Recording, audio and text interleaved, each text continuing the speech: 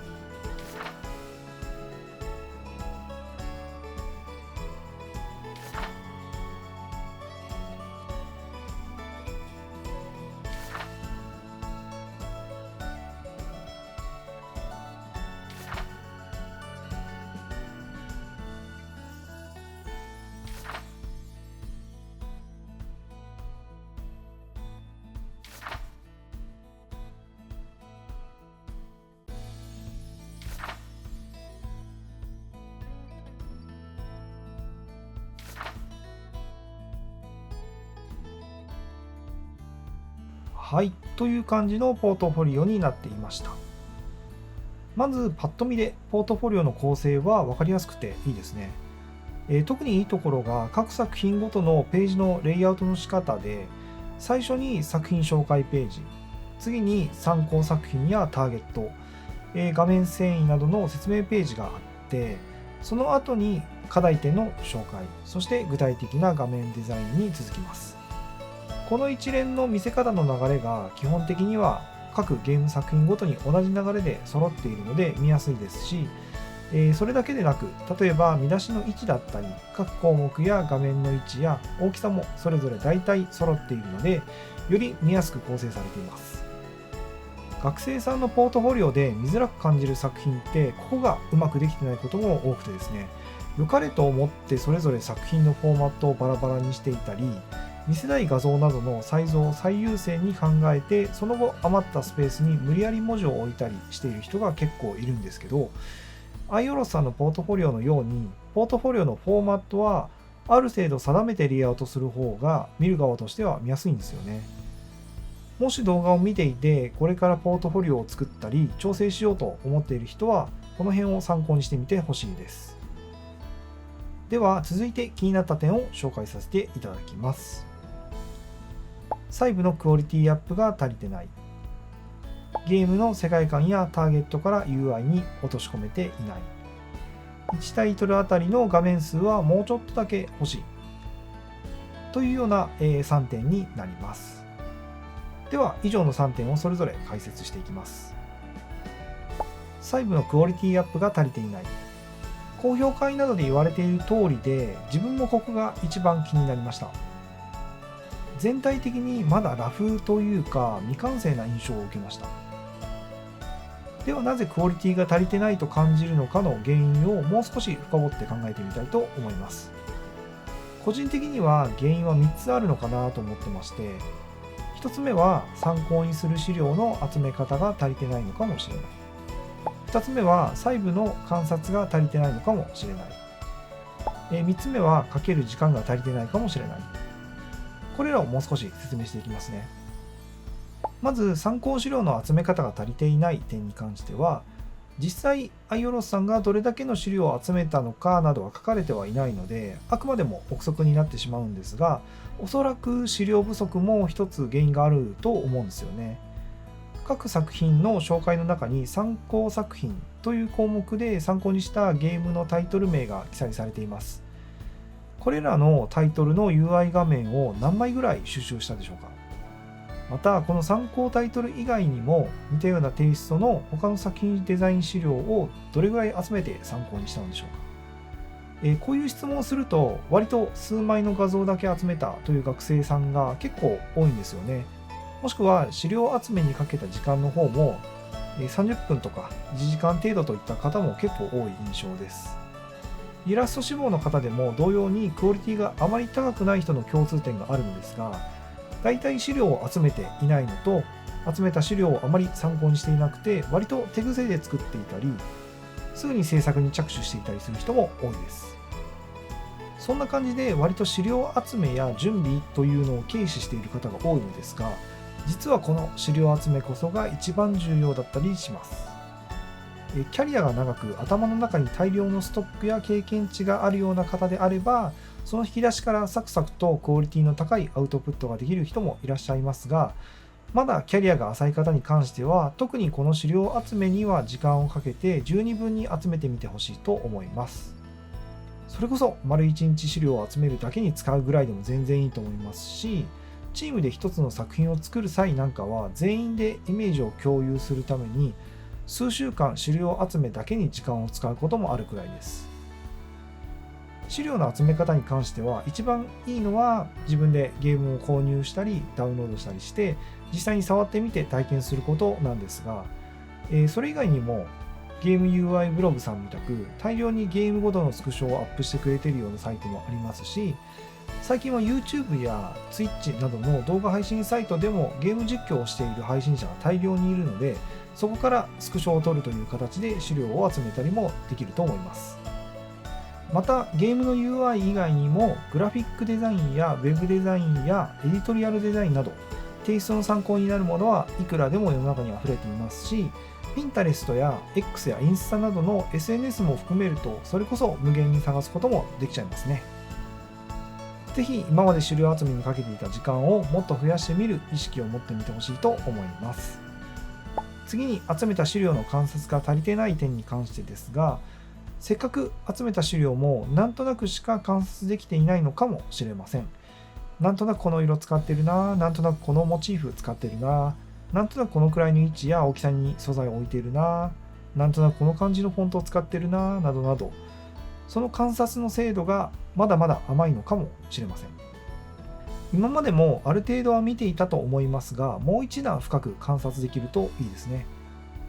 これは UI だけでなく、イラストやデッサンの作品あたりからもそれが伺える気がしました。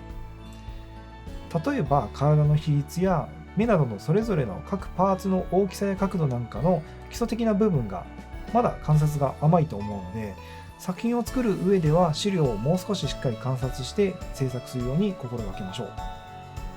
とはいえ、もっとしっかり観察しましょうというアドバイスだけでできるなら苦労しねえよっていう声も聞こえてきそうなので、今回のこちらの作品をちょっとだけ調整してみようと思います。参考にしている作品がカービィのディスカバリーとあつ森というふうに書いてあるので、あえてその辺のテイストを取り入れてみます。まず背景部分なんですが、元のものだとこれは 3D モデルを想定しているんですかね。で、アイテムショップで話しかけた状態で右側のメニュー UI を出すという構成になっていると思います。この背景にあたる部分がやや物悲しさを感じさせています。これが絵のタッチなのか、影の入れ方なのか、キャラの向きなのか、いろいろ原因はあると思いますが、とにかくここの部分で画面全体の印象が目指しているカラフルでフラットな子供向けというトーンから外れてしまっているように感じたので、参考タイトルを参考に背景を明るめな色味のベタとアイテムのシルエットを使った模様を入れてポップな感じに調整してみました。次にアイテムリスト部分ですね。こちらは元の作品の説明テキストに黒板をモチーフにしましたと記載があったので、なぜ黒板というモチーフをチョイスしたのかは気になりましたが、一旦そのまま活かす形にしました。ただ元のものだと黒板というにはまだ情報が足りてなくて、説明なしでパッと見ただけでは黒板とわからない印象を受けました。そのためより黒板っぽさを表現するために木製のフレームを追加してみています。元よりはぐっと黒板っぽさが出たのではないでしょうか。加えて目指しているカラフルでフラットな子供向けという印象に近づけるために黒板のデザイン自体も少し工夫しています。ここも参考タイトルの資料をよくよく観察して、フレームの角丸具合や星の飾り、チョークっぽい罫線などの装飾を施してみています。ここも星や黒板の台受け部分などの角丸具合だったり、木枠部分のベゼル具合やドロップシャドウのかかり具合、チョークの色味などなどと細かいディティール部分に関してもよく資料を観察して制作しています。またスクロールバーも元のものと比較すると主張を抑えめになるように調整しています。こちらも資料をよく観察してどれぐらいのサイズで作っているかは観察してみてほしいです。逆に必要金額の表示部分に関しては元のものだとすごく小さく表示されていたものをもう少し大きく調整しています。これはスイッチのモックで制作されていたので、おそらくプラットフォームはスイッチを想定していると思うのですが、そう考えると実際の携帯機モードでプレイした際やスイッチライトでプレイした際のことを想定するとちょっと小さすぎる気がしました。このあたりもスイッチ向けに制作されているタイトルの資料を集めてよく観察することで適正なサイズから極端に外れることがなくなると思います。できればスクショを取ったものを Photoshop で開いてフォントを実際に置いてみることでゲーム内で使われている最小フォントサイズや見出しや本文などの様々な箇所のフォントサイズのルールを把握することもできるので、一度練習としてやってみることをお勧めします。他にも文字の置き方に関しても元のものだとアイテム名と説明文の置き方に特にルールを感じずバラバラした印象だったので、文字の頭が縦に揃うように位置を調整したり、余白もアイコンの左右だったり、アイコンの左と必要金額の右だったり、文字の上下だったり、いろいろな部分を統一させることでカチッとして見やすいレイアウトに調整しています。こういった部分はレイアウトの基礎的な知識ではあるのですが、参考資料をよくよく観察することで、ここはここに揃ってるんだなとか、ここの大きさはここと揃えてあるんだなというようなことも見えてくるので、ぜひ参考にしてみてください。それ以外の UI もお店の見出し部分だったり、選択中のリスト表示だったり、その他様々なところも参考資料をよく観察することで制作しています。いかがでしたでしょうか。元のデザインを割と活かす前提で作ったっていうのと、そこまで時間かけてないのでまだまだ甘い部分はあると思いますが、調整前の状態と比較するとクオリティが上がったように感じるのではないでしょうか。ちなみに今回は説明の都合上、資料を割と直接的に参考にしたのですが、これが実際の業務となった場合は完全に一つの作品をパクるのではなく、いろいろ集めた資料のそれぞれいいなと思ったところをちょこちょこつまみ食いする感じで参考にするのがコツです。このボタンの形状や境界線のデザインにして、この背景のデザインを組み合わせてみようとか、そんな感じですね。あとはこれらを鍛えるために効率のいい勉強方法としては、模写をすることをお勧めします。UI パーツのフォントやサイズ、影の透明度や線の1ピクセルまでよくよく観察して、キャラや背景以外は完全に参考元と同じ画面になるように意識して模写をしてみてください。これめんどくさいと感じるかもしれませんが、実際やってみると細かい部分でいろいろと気づくことがあると思います。騙されたと思ってぜひ一度やってみてほしいです。ちなみに UI の作品を中心に説明をしてきましたが、ポートフォリオ自体のデザインも同様にもう少しクオリティを上げておきたいと思いました。こちらもポートフォリオやウェブや雑誌のデザインなんかの資料をたくさん集めて、しっかり観察をして調整をしていってもらえると思います。次にかける時間が足りてないかもしれない点に関してなんですが、こちらはもう言葉通りそのままという意味ですね。一番早い画面で2時間、一番かかっている画面で6時間と記載がありますが、さすがに1画面あたり2時間とか3時間では時間をかけてなさすぎるなという気がします。クオリティもしっかり伴っていて、かつ手が早いとなれば加点にはなりますが、現状だとまだ手を抜いているように見えちゃいます。まだまだ詰められる要素は残っているので、先に伝えた2点を行った上でもっと時間をかけて細部にこだわりましょう。ゲームの世界観やターゲットから UI に落とし込めていない。採用する人は単純なクオリティと合わせて、なぜそのデザインにしようと考えたのかというところも見ています。ただかっこいいからとかかわいいからというだけの理由ではダメで、じゃあなぜそのかっこよくしようと思ったのか、可愛くしようと思ったのか、他にもなぜその色にしようと思ったのかとか、なぜそのフォントにしようと思ったのかなどなど、その理由とその一貫性を求められます。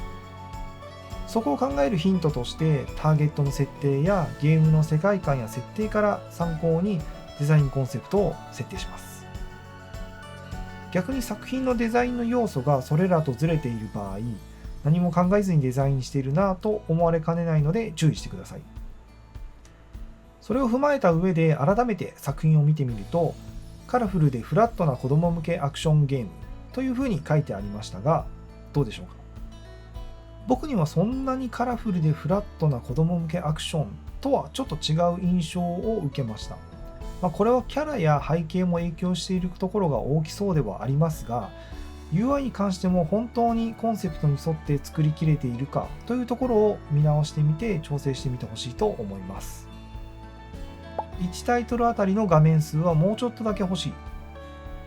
1タイトルあたり2画面の作品だとちょっと物足りない気もしました。特に UI の要素が少ない画面だと見る側も評価しづらいので、2画面に絞るならもっと UI 要素が多い画面を選ぶ方がいいです。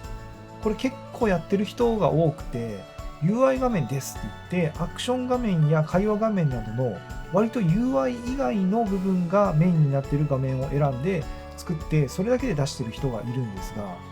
それだと実力が見づらいんですよね。ゲームとしてはメインの画面ではあるかもしれないですが、 UI のポートフォリオ作品として作る際にはここはちょっと注意して作る画面を選んでみてほしいです。はい、ということで今回の添削は以上となります。いかがでしたでしょうか。今回のアイオロスさんの場合は依頼コメントにある通りクオリティアップという点がやはりメイン課題となりそうなので、内容としては割とシンプルめですし、対策も精神論みたいな話になっちゃってますけど、デザイナーやる上で一番基礎だし重要になる部分だと思うので、参考になれば幸いです。一応改めて要点を軽くおさらいしておくと、細部のクオリティをもっと高めましょう。そのためにもっと資料を集めましょう。もっと細部を観察しましょう。もっと時間をかけてこだわりましょう。ゲームの世界観やターゲット設定を UI に落とし込みましょう。1タイトルあたりの画面数をもう少し増やしましょう。もしくは UI 要素の多い画面を選びましょう。といった感じでしょうか。いろいろ言いましたが、ぜひあよろさんがゲーム業界で一緒に働けることを祈ってます。追加でまた聞きたいことや改めて調整した作品見てほしいとかあればいつでもご連絡ください。引き続き応援してますので、ぜひ頑張ってください。はい、ということで本日の動画は以上にしたいと思います。もしこの動画が参考になったら励みになりますので、ぜひチャンネル登録と高評価の方よろしくお願いします。それでは最後までご視聴ありがとうございました。また次回の動画でお会いしましょう。それではバイバーイ。